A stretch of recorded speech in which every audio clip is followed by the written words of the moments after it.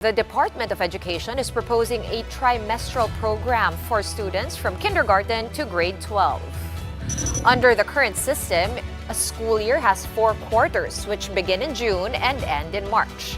There is a mid-school year break, usually during the last week of October, and a holiday break during the last 2 weeks of December. In the suggested trimester system, the school year will be divided into 3 academic terms. The first trimester will be from June to September, the second from September to December, and the third from January to March. Education Secretary Sonny Angara explained that the proposal, which is being eyed for school year 2026 to 2027, is part of a holistic approach for quality education. There are mixed reactions to this proposal. Lawmakers and teachers' organizations warned against implementing it without thorough research and consultations. In a statement today, the Department of Education maintained that no final decision has been made about the initiative. DepEd says it remains committed to refining the proposal based on feedback from the field. And its priority is for reforms that strengthen learning continuity while improving conditions for both learners and educators. For its part, Malacanang said further study and dialogue is necessary before any decision is finalized. Ito'y proposal pa lamang po at inilalahad nila ang maaaring advantage ng pagkakaroon ng trimester ng DepEd na isinusulong ng DepEd. Nandun pa lang po sa stage ng pagpo-propose. Mas maganda naman po talaga na pinag-uusapan lahat ito ng mga stakeholders, ng mga interested parties, lahat po, para po ma-reach out yung ma-reach yung pinakamagandang programa. Should the country's K-12 class schedule migrate to a trimester system? Joining us on the program to discuss this is Teachers Dignity Coalition National Chairman Benjo Basas. Good evening. Welcome to The Big Story. Yes, good evening, Ma'am Ses, Ma'am Sean, and Ma'am Pauline. Magandang gabi po sa inyo lahat. What are your thoughts on a trimester system, and could you give us the pros and cons of this proposal? Well, as of now, no, we don't have a comprehensive review of this proposal yet, no. Kasi even the Department of Education po, wala pa naman silang ibinibigay, no, hindi pa rin naman sa amin 'to ibinaba. Wala pa rin naman kaming some sort of consultation, ano, with our organization or with other organizations din po, no, in the Department of Education or teachers organizations, no. So may sinasabi sila, of course, no, we recognize, no, na merong mga consultations na ginawa ang Department of Education in the past, no, beginning this year, 'di ba? Pero so far po, no, Ma'am Ses, wala pa kaming nabalitaan ng miyembro namin na kasama sa na-consult o baka hindi lang nag-report sa amin, ano. So ganun po, no, yung aming pagtingin po dito. But of course, I'd like to clarify, hindi po kami magsasara. Hindi kami nagsasara, no, dito sa proposal po na ito, no, at gusto po naming malaman ano ba saan nang gagaling yung rationale, no, ano yung hugot ng Department of Education dito, no.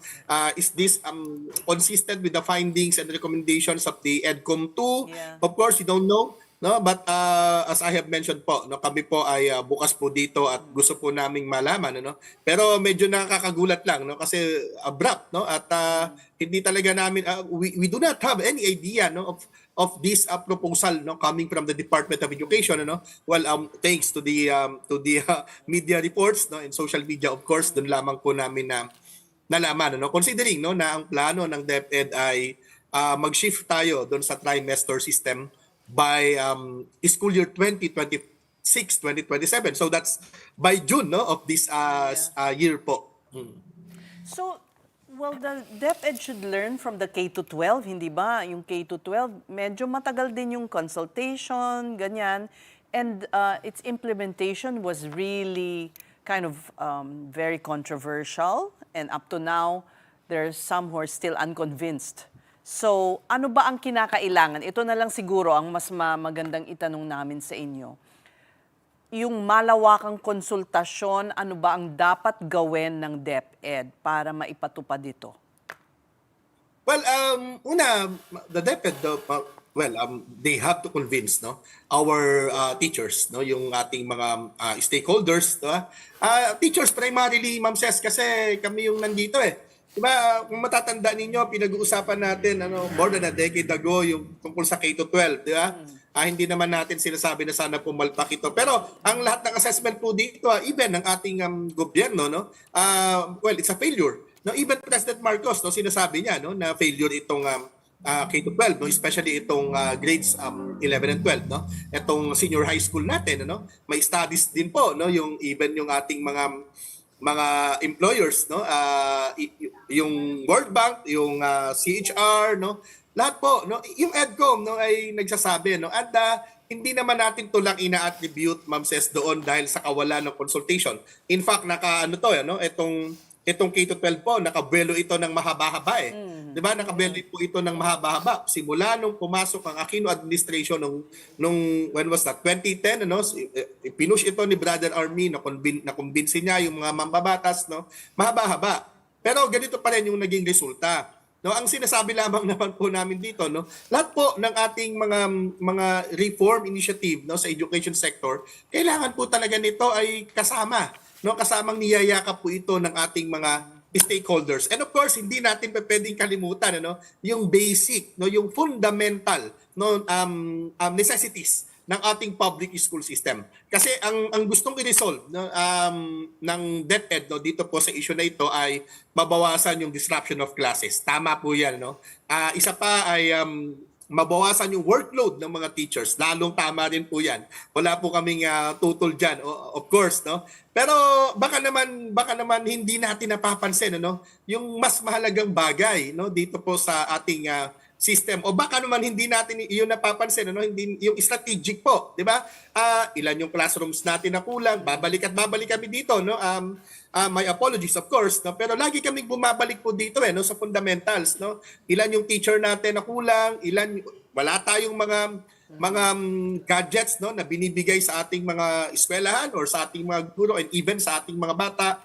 Internet connectivity, no, of course we're talking about digitization, pero hindi po, no, accessible etong mga gadgets po na ito, etong mga technology based education po, no. Ang dami po nating mga problema, of course ang mga teacher natin, ano, hirap na hirap sa pagbibigay ng disiplina, no, sa pag-aayos ng mga grades sa mga bata dahil sobrang dami nila, no. Yung mga bata natin ay nagsisiksikan, no, overcrowded pa rin yung ating mga classrooms. These are the realities, no, of our public school system, no. To be particular, no, ito po sana yung una nating nire-resolve. Of course, hindi naman namin sinasabi, no, dahil ganito yung system natin, dahil ganito yung problema natin, wag na tayong mag-isip ng ibang mga pamamaraan, di ba? Of course, hindi ganun po, no, yung aming punto. Ang sinasabi lamang po natin, pwede naman natin po yung pareho, no, na tugunan. Right now, no, pinakamalaki sa kasaysayan, unprecedented yung budget ng Department of Education, and of course, no, we're glad, no, na ito ay ginawa, no, binalik, no, restore ng gobyerno yung pedestal, no, ng education in terms of allocation of budget dahil noong 2025 hindi po ito ginawa, no. So ngayon ay naibalik and unprecedented, mataas pa rin, no. Mataas na, I mean, no, pero malaki pa rin, no, yung pagkukulang po natin. So siguro bago po itong mga ganitong bagay, kinakailangan, again, no, ulitin ko po, no, kinakailangan po, no, magkaroon muna ng mga pag-uusap sa level. Alam mo, Ma'am Ses, hindi kami magre-react ng ganito, no, na magugulat and perhaps even well, Senator Bam Aquino, no, hindi rin naman siguro siya mag-react, no. He's the chair of the Senate Basic Education Committee, no. Kung nasabi sa kanya ahead, no, or ganun din kami, no, kung nasabi sa amin din ahead, no, at kami naman ay well, we appreciate, no, the DepEd, the current DepEd leadership, no, dahil talaga naman consultative, no, talaga naman nakikinig din, and in fact yung statement po ng DepEd ngayon and even ng Malacanang, no, today ay makikita po natin yon, no, na sabi nila hindi naman ito final pa, ito pa lamang naman ay proposal at magkakaroon pa po ng mga consultations. No? So that's the right thing to do, no? And supposedly that's the first step, no, supposedly, no, yung consultation po. Okay. But Sir Benjo, off the top of your head, no, since tatlo nga yung goals ng DepEd in putting forth this proposal, which is to simplify planning, yun yung one. Second, improve the use of academic time. And third, reduce workload on teachers. Kasi if we're talking about a 2-SEM, which is 4 quarters versus 3 SEMs, can you see or tell us in which ways na makaka-reduce ito ng workload ng teachers? Yes, ma'am, no. Actually, sa aming initial po na analysis, no, kung quarters, no? Kasi currently we have 4 quarters. We have 2 SEMs, no? Sa senior high school, di ba po? Yung 2 SEMs po natin ay meron din yung 4 na grading periods po. May 4 na quarters din po iyan. No, so 4, no, well, 4 times no in a year na kami gagawa ng grade, no. Yung paggawa ng grade, this is no, this is well, we consider this as part no of our academic tasks, no. These are teaching related tasks talaga na hindi namin maiiwasan, no, kasi assessment ito sa mga bata, no. May periodical exams po tayo na 4 sa kasalukuyan, no. So one thing na possible, no, na makagaan po sa trabaho ng mga teacher, no, and we recognize this, no. Baka nga po, no, instead of 4 times, no, nagagawa kami ng mga grades, mag-aanda, no, ay magiging 3 times na lang, no. May problema lang din diyan kapag ang nangyari po, like sa senior high school, di ba? May 3 semesters sa senior high school, no. From magkakaroon tayo ng 3 semesters from 2 semesters currently. Di ba? Pero for grading periods din yon, no? 4 quarters din yon. Ngayon po, kung meron tayong 3 semesters, hatiin pa natin yan. No? Baka hatiin din po yan sa dalawa, no? Kada isang baka semester. dumami pa lalo. Opo. So, yung mga ganung detalye, ma'am, no, hindi pa natin alam no, kasi kaya hindi pa namin din hindi pa talaga kami makapag-react no ng eksakto, no, as per, of course, proposal, no. You haven't seen the proposal yet. Okay, so let's not overreact on that. But I wanted to ask you also, Benjo, about, di ba nagpalaki sila ng number of new teachers, yung voucher program, meaning they're gonna onboard a lot more teachers. Kamusta na po tayo doon? Has that come to fruition? Yes, ma'am. No, right now, no, marami naman po talaga itong fiscal year 2025 po na katatapos lang. Meron po tayong, if I'm not mistaken, around 15,000 new or more than 15,000 na new items, no, new teaching positions, no. At ngayon po the DepEd again is planning, no, to hire some 30,000, no. So parang mako-close po natin yung gap, sabi nung DepEd, no. And of course, again, that's something that we have to recognize din, doon sa effort ng ating Department of Education, ng Kongreso, ng gobyerno sa no. So pero konti pa dito, kulang pa dito, no. Kasi sa tansya po ng ating gobyerno, around 60,000 na lamang yung kulang na teacher. At maisasara yan, no. Maisasara yung gap ngayong 2026. Well, salamat po kung gano'n, no. But of course, kasi yan, no, aggregate po yan, no? Pag tinignan po natin yan, no, na specific sa mga divisions o sa mga communities o sa mga localities po, medyo kakaiba pa rin, no? Iba pa rin, no? Like for example sa NCR, sobra talagang crowded, no, yung ating mga paaralan po. And Sir Benjo, nabanggit nyo nga, when it comes to the proposal to roll out a trimestral system, kailangan pa ng maraming konsultasyon. So it might not be so feasible to implement this coming school year, 2026-2027. So for you, what are some low-hanging fruits that could be implemented right away to address the problems in our education system? Well, para sa amin, of course, no, sectoral, no, na concerns ng public school teachers, no. We have this law, no, we call it the Magna Carta for Public School Teachers, no. There are many in fact, no, provisions of this law po na hindi pa patutupad, no. Marami po 'yan, no. To name a few, no, yan po yung supposedly, no, yung medical services, no, free, no, medical services para sa ating mga teachers, no. Kasama din po diyan yung paid study leave, no, yung mga ganun po, no.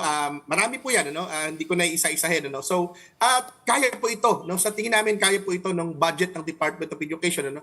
I'm sorry, I have to mention yung pong yung special hardship allowance, no, ng mga guro po natin, at saka yung teaching overload, yung overtime pay, no, ng ating mga guro, no. At isa pa, no, ngayon po at least, no, we appreciate, no, the Civil Service Commission, no, for the wellness leave policy na inadapt na rin ng DepEd, no, earlier po, no, just last week po naglabas ang DepEd ng order, no, regarding this po, no. So ang mga teacher for the first time po magkakaroon po kami nung wellness leave, no, para itong sick leave kasi we do not have any.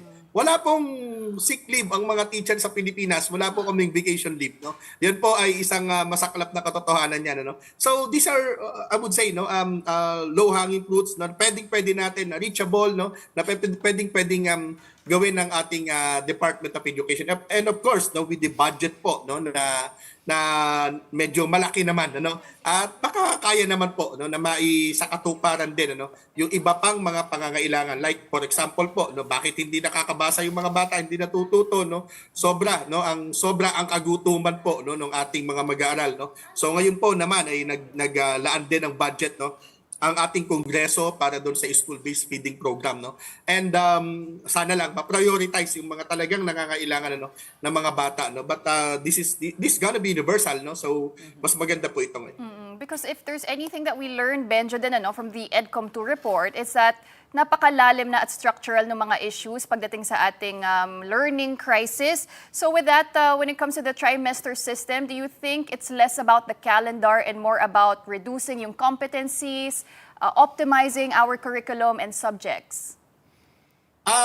Ginawa na din naman po yan in the recent past, ma'am, no. Ang problema lang, no, parang hindi pa rin, ano, parang sabi natin, ano, sobra yung overcrowded yung curriculum natin. May mga binawas po tayo pero hindi pa rin natin na maximize, no. Hindi pa rin, well, kahit ka optimize, hindi pa rin po, no. Ganun pa rin yung problema natin, lalo na sa key stage 1. So isang bagay po na we continuously push for is, of course, no, yung mass focus, no, doon po sa key stage 1, yung kinder up to grade 3. Dapat po sa kinder po natin, ano, nandyan po ilalagay yung mga kinder to grade 3, I mean.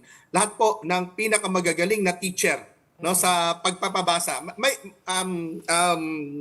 of course, no, lahat naman ng teacher natin magagaling, lahat ng teacher natin mahuhusay at matatalino, no. Pero meron pong mga ibang mga teacher po ng ang kanilang specialization, no, ay yung paano matuturo ang magbasa yung mga bata. Yun dapat po yung nilalagay natin sa kinder. At i-reduce natin yung class size po sa kinder, no. Hangga't maaari nga po, huwag natin pabutin ng 25 kasi ngayon po, no. At least 15, no. Gawin nating maximum na 15 para natututukan nung mga teacher yung mga bata doon sa kinder, no. And then pag akit nila ng grade 1, marunong na sila magsulat, no. Basic literacy, no, basic numeracy po, no. Pagdating nila ng grade 2 at ng grade 3 yung competencies, no, na expected sa isang grade 3 learner ay nakuha na po nila, marunong na silang magbasa. Kasi sa grade 4 po, iba na yung mga subjects po dyan, no? Meron na po diyang mga science, meron na po diyang mga English, no? Meron na po diyang mga araling panlipunan, no? So, kung hindi naman marunong magbasa yung bata, wala na siya.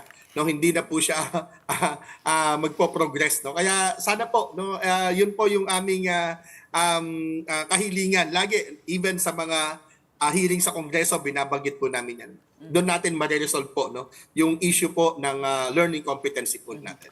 Very good point. At sana dyan talaga ituon ang focus ng DepEd sa mga basics, as you said. Thank you for your time, Teachers Dignity Coalition National Chairman Benjo Basas.